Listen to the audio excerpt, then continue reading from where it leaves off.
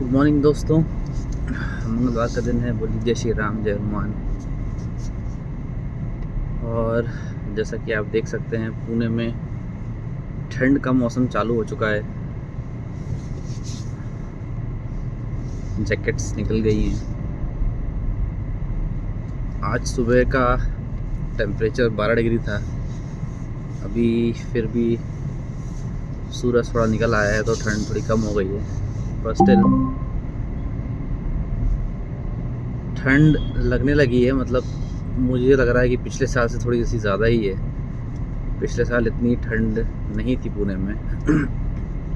और एकदम से ही पिछले वीक से एकदम से ही जो है टेम्परेचर गिरा है। और सर्दियाँ मतलब बीमारी का सीज़न भी होता है, क्योंकि एकदम से टेम्परेचर गिरता है, बॉडी एडजस्ट करने में थोड़ा टाइम लगाती है। बच्चे और बूढ़े थोड़े जल्दी बीमार पड़ते हैं इम्यूनिटी की वजह से। मेरा बच्चा भी पिछले 6 दिन से बीमार है, फीवर है उसको और सर्दी हो गई है। और फीवर भी ऐसा है कि दिन भर वो ठीक रहता है, रात में उसको फीवर चढ़ जाता है।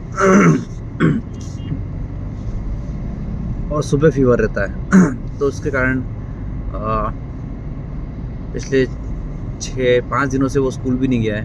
क्योंकि उसको स्कूल जाने का भी बहुत मन है। उनके स्कूल में एक एक्टिविटी दी गई थी, एक बुक लिखने की, कोई भी टॉपिक पे, अपने टॉपिक पे, अपने शब्दों में, अपने इमेजिनेशन से, और फिर उसको बुक को पब्लिश करना था। और एक हार्ड कॉपी भी निकलवानी थी जो स्कूल में सबमिट करनी। तो वो उसका हो चुका है, तो वो इतना एक्साइटेड है वो अपनी बुक ले जाने के लिए स्कूल में, कि नॉर्मली तो वो जब सुबह उसको उठाते थे बोलता था कि 2 मिनट्स और 1 मिनट और सोना है, 2 मिनट और सोना है। लेकिन अभी जब से उसको फीवर आ रहा है, उस इतना एक्साइटेड, फीवर आ रहा है, और जब से उसकी बुक आई है उसको दिखाने के लिए स्कूल में इतना एक्साइटेड है कि उसको फीवर में भी जाना है स्कूल। और हम बोलते कि नहीं बेटा, आज भी आपको फीवर है, आज भी आप स्कूल नहीं जाने देंगे, तो रोने लगता है। आंखों से आंसू निकल आते हैं उसके। बच्चों में ज़्यादा एक्साइटमेंट होती है सब चीज़ों की। पर अभी क्या कर सकते हैं, बीमारी में स्कूल नहीं भेज सकते बच्चों को, भले वो कितना भी बोले। एक तो उनकी खुद की तबीयत ज़्यादा ख़राब होने के चांसेस रहते हैं, प्लस वायरल फीवर है तो दूसरों को भी फैलता है। तो स्कूल खुद ही मना करता है, स्कूल से खुद से ही इंस्ट्रक्शंस हैं कि अगर बच्चा अगर बीमार हो, सर्दी खांसी हो, तो प्लीज़ उसे घर में ही रखिए, स्कूल मत भेजिए। लेकिन वो इतना एक्साइटेड है कि वो सुनता नहीं है। फिर उसको थोड़ा सा समझाना पड़ता है, फिर वो रोने लगता है। लेकिन ठीक है, अभी हेल्थ ज़्यादा ज़रूरी है, तो उसको हम भेज नहीं रहे हैं स्कूल। कल वापस से डॉक्टर को दिखाया था, तो डॉक्टर ने बोला कि उसके टॉन्सिल्स भी थोड़े बड़े दिख रहे हैं, तो एंटीबायोटिक्स प्रोबायोटिक दिया है, कल से स्टार्ट किया है। लेट्स सी 2-3 दिन में उसको आराम आना चाहिए, क्योंकि अब एंटीबायोटिक्स चालू कर दिया। तो खैर, आप लोग भी बताइए कि आपके शहर में जहाँ भी आप रहते हैं सर्दी का क्या हाल है, कैसी सर्दी पड़ रही है अभी। पुणे में नॉर्मली बहुत ज़्यादा सर्दी नहीं पड़ती है। कुछ कुछ एरियाज़ है जहाँ पे ग्रीनरी ज़्यादा है, हिली एरिया है, वहाँ पे अच्छी खासी ठंडी लगती है। जैसे कि मैं पहले पाषाण साइड में रहता था, वहाँ अच्छी खासी ठंड लगती है और अच्छी खासी बारिश भी होती है वहाँ पे। फिर दिघी साइड में भी अच्छी ठंडक रहती है, वो भी ग्रीन एरिया है, पहाड़ वाला एरिया है, तो वहाँ भी अच्छी ठंडक रहती है। वाघोली खराड़ी साइड नॉर्मली इतनी ठंडक रहती नहीं है, यहाँ पे इतना ग्रीन है नहीं, बिल्डिंग ज़्यादा हैं, लेकिन फिर भी ठंड तो लग रही है। अभी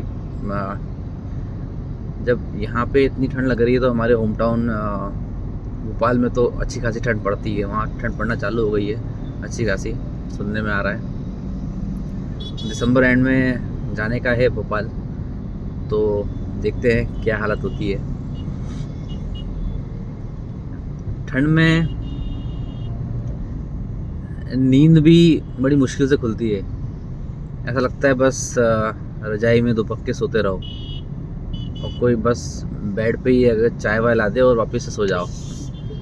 ठंड में उठने का भी मन नहीं करता है, बहुत नींद आती है।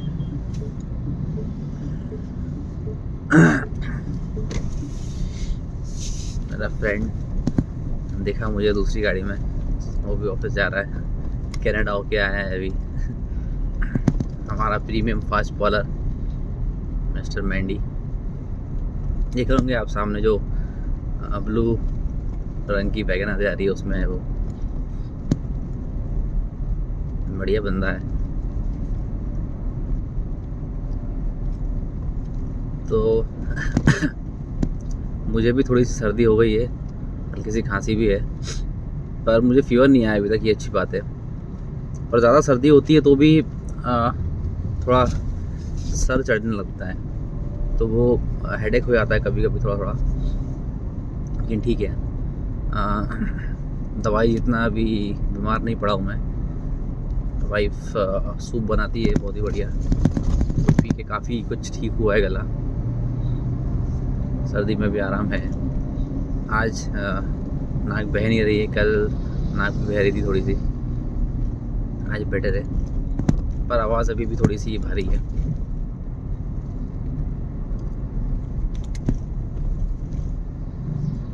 बहुत से लोग होते हैं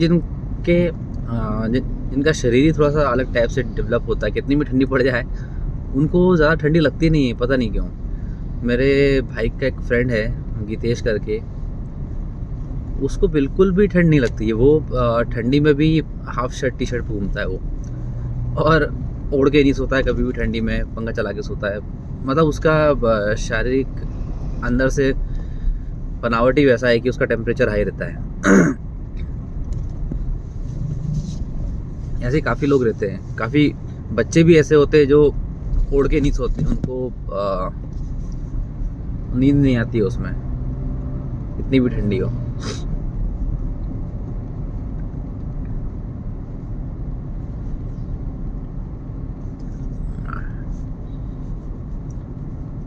मुझे ठंडी और बारिश का सीज़न इतना पसंद नहीं है, क्योंकि बीमारियां ज़्यादा होती हैं, बस वही एक रीज़न है। बाकी गर्मी का सीज़न मुझे अच्छा लगता है, भले कितनी भी गर्मी हो, ठीक है, आप घर में बैठ सकते हैं, पंखे में, कूलर में, एसी में, थोड़ा लेट बाहर निकलते हैं। हाँ, हर सीज़न के अपने प्रोस एंड कॉन्स हैं वैसे तो, लेकिन पर्सनली मुझे तो गर्मी का सीज़न अच्छा ही लगता है। ठंडी का सीज़न मुझे इतना पसंद नहीं है, सिर्फ और सिर्फ यही रीज़न है कि बीमारियां ज़्यादा होती हैं, बाकी ऐसा कुछ वो नहीं है। मज़ा आता है जब ठंडी में बाहर निकलो धूप में, वो जो गुनगुनी धूप लगती है, ऐसा लगता है कि धूप में ही खड़े रहो। बचपन में जब हम स्कूल जाते थे तो सुबह सुबह प्रेयर के लिए ग्राउंड में आते थे, तो इतना अच्छा लगता था, ऐसा लगता था कि प्रेयर करके क्लास में मत जाओ, कि क्लास में ठंडक रहती थी, ऐसा लगता था धूप में खड़े रहो। और जिस दिन हमारे स्पोर्ट्स पीरियड होता था उस दिन बहुत अच्छा लगता था कि आज स्पोर्ट्स पीरियड है, धूप में बाहर जाएंगे। छुट्टियों में सैटरडे संडे नींद खुलने के बाद ऊपर छत पे चले आते थे, और छत पे धूप में लेटे रहते थे, तो काफ़ी मज़ा आता था सर्दियों की धूप में। हालांकि थोड़ी देर बाद वो धूप तेज लगने लगती है, और वापस नीचे आना पड़ता है, और जैसे नीचे आओ फिर ऐसा लगता है अरे यार वापस ठंडक हो गई, वापस ऊपर जाना पड़ेगा। तो मज़ा भी आता है ठंडी के मौसम में, आलस बहुत आता है, लेकिन काम करने का मन ज़्यादा करता नहीं है, ऐसा लगता है अंदर ही बैठे रहो रजाई में।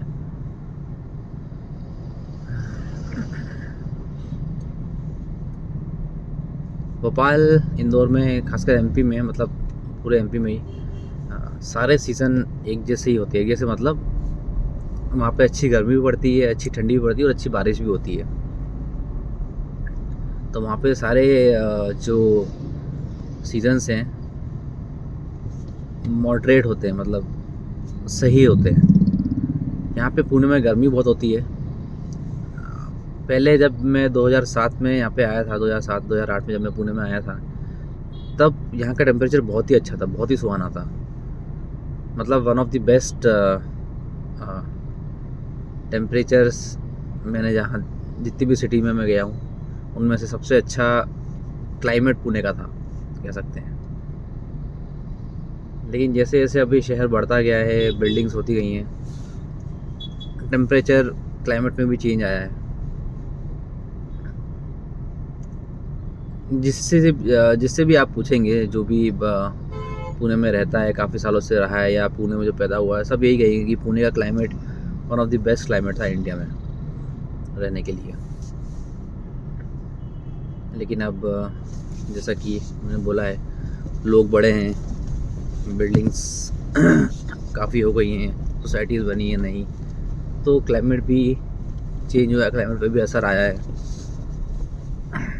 व्हीकल्स ज़्यादा हो गए हैं, पोल्यूशन बढ़ गया है, हर जगह कंस्ट्रक्शन चल रहा है।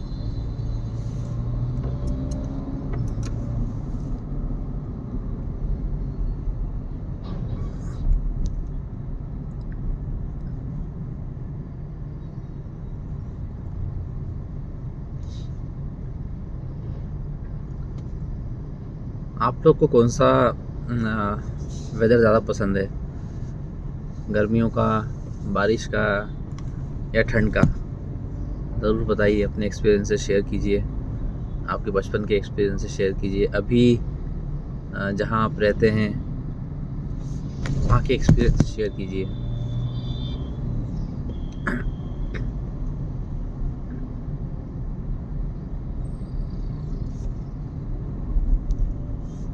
अभी सर्दी के टाइम पे अदरक की चाय पीने में बहुत मज़ा आता है। बढ़िया अदरक हो, उसमें जो गले में जो अदरक का वो फ्लेवर लगता है, उसका जो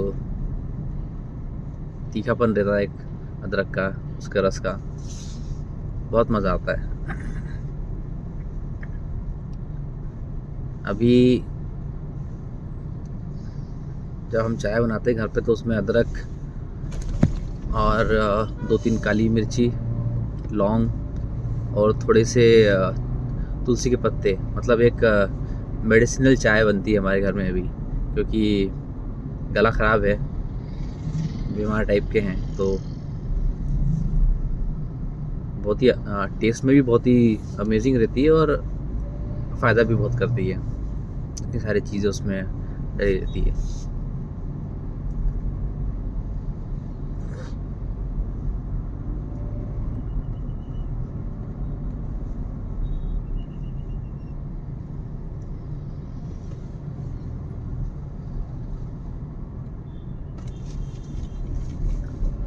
ठंडी और बारिश आती है तो जो बाहर ऑफिस के बाहर जो गुमटियाँ रहती हैं चाय की, वहाँ पे भी चाय की खपत बढ़ जाती है और सिगरेट की खपत भी बढ़ जाती है। लोग चाय सिगरेट, चाय सुट्टा जो है कॉम्बिनेशन है, इंडिया में नहीं हर जगह है। बाहर के लोग चाय कम पीते, कॉफ़ी ज़्यादा पीते, तो कॉफ़ी और सुट्टा रहता है उनका, यहाँ पे चाय सुट्टा रहता है, तो एक कॉम्बिनेशन है जिसकी सेल बढ़ जाती है ठंडी में और बारिश में। लोग मौका ढूंढते हैं थोड़ा बाहर निकलने का ऑफिस से, हर 1 घंटे 1.5 घंटे में ब्रेक लेते हैं चाय सुट्टे का। चलिए, मेरा ऑफिस आ गया है आज के लिए, इतना ही। खुश रहिए, अच्छा खाइए, एक्सरसाइज कीजिए। मिलते हैं अगले ब्लॉग में। Thank you.